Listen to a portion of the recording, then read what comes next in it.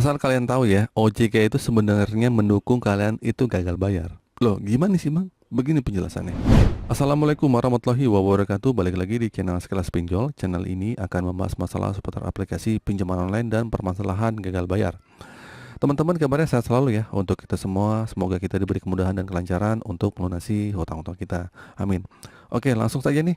Pada video kali ini saya akan bahas tentang masalah gagal bayar atau telat bayar di pinjaman online. Untuk saat ini, bagi teman-teman yang sedang gagal bayar atau mengalami masalah tersebut, kalian gak perlu khawatir ya, dan menonton video ini agar merasa lebih tenang ya.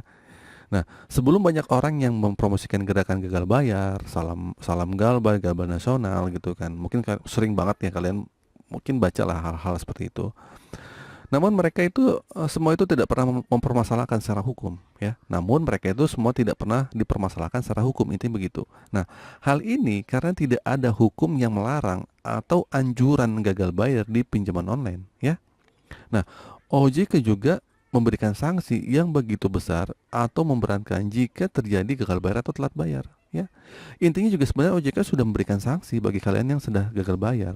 Jadi kalau kalian mau bilang gerakan gagal bayar itu sah-sah aja, nggak ada hukum yang perlu gimana-gimana gitu kan. Nah, sebenarnya yang mengganggu hanyalah pihak-pihak aplikasi pinjaman online itu saja ya. Namun OJK itu sangat mendukung masyarakat. Sebenarnya OJK itu berpihak kepada masyarakat, baik yang gagal bayar ataupun tidak. Nah, saat ini juga OJK kan telah menetapkan banyak aturan ya, memberatkan pinjaman online. Harus beginilah aturannya, harus begitu, tidak boleh menagih 90 hari, mendirikan pinjaman online itu harus dananya harus sekian miliar gitu kan. Dan OJK juga kan sudah menetapkan aturan beberapa aturan kan, dan ini meringankan masyarakat. Namun masih ada nih oknum-oknum pinjaman online atau fintech ini yang melanggar aturan tersebut, seperti masih menagih setelah 90 hari ya enggak, mendatangkan debt collector yang kurang bermoral, yang mendatangkan DC-DC yang teriak-teriak lah, yang sangat intimidasi dan sebagainya, yang kita tahu lah seperti itu. Nah, ketika ada pinjaman online yang mendesak atau mengancam akan sumber data, sebaiknya kalian ancam balik ya, bilang itu nggak boleh. Tapi kalau nggak mempan ya udah laporin aja ke OJK. Jika banyak orang yang melaporkan, maka OJK akan memperhatikan bahwa ternyata ini menjadi masalah yang bisa diatur, aturan-aturan baru OJK yang merupakan jawaban dari pengaduan masyarakat. Nah, OJK tidak bisa menanggapi satu persatu dari semua keluhan masyarakat, ya nggak bisa satu orang laporin, dia harus beberapa orang yang banyak gitu kan. Nah, sehingga mereka itu mengeluarkan aturan-aturan yang mempersulit para aplikasi pinjaman online tersebut untuk bisa beroperasi seenaknya. Nah, jadi begitu ya.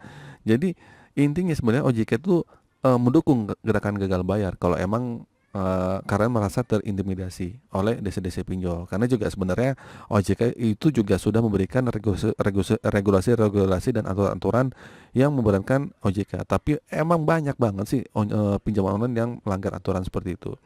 Nah, intinya kalian tuh nggak perlu khawatir lah, pusing-pusing, karena OJK juga sebenarnya mendukung masyarakat ya.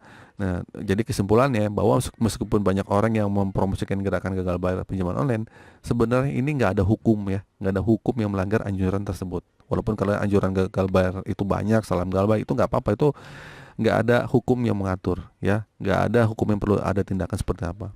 Nah, sebenarnya juga OJK atau lembaga yang mengatur ke sektor keuangan juga tidak memberikan sanksi ya begitu besar atau memberatkan bagi para peminjam gagal bayar atau yang telah gagal bayar ya. Karena cuma masuk slik OJK doang kok, cuma data-datanya emang nggak bisa dipakai setelah kalian gagal bayar gitu kan. Nah, sebagai gantinya kan OJK lebih mengedepankan aturan-aturan baru yang mempersulit operasi para aplikasi pinjaman online agar lebih memperhatikan hak dan kewajiban masyarakat. Namun ada ya oknum-oknum pinjaman online yang masih melanggar aturan yang ditetapkan oleh OJK, seperti yang kalian sebutkan, yang tadi saya sebutin, seperti menagih lebih dari 90 hari gitu kan, mendatangkan DC-DC yang kurang etis dan bermoral gitu kan.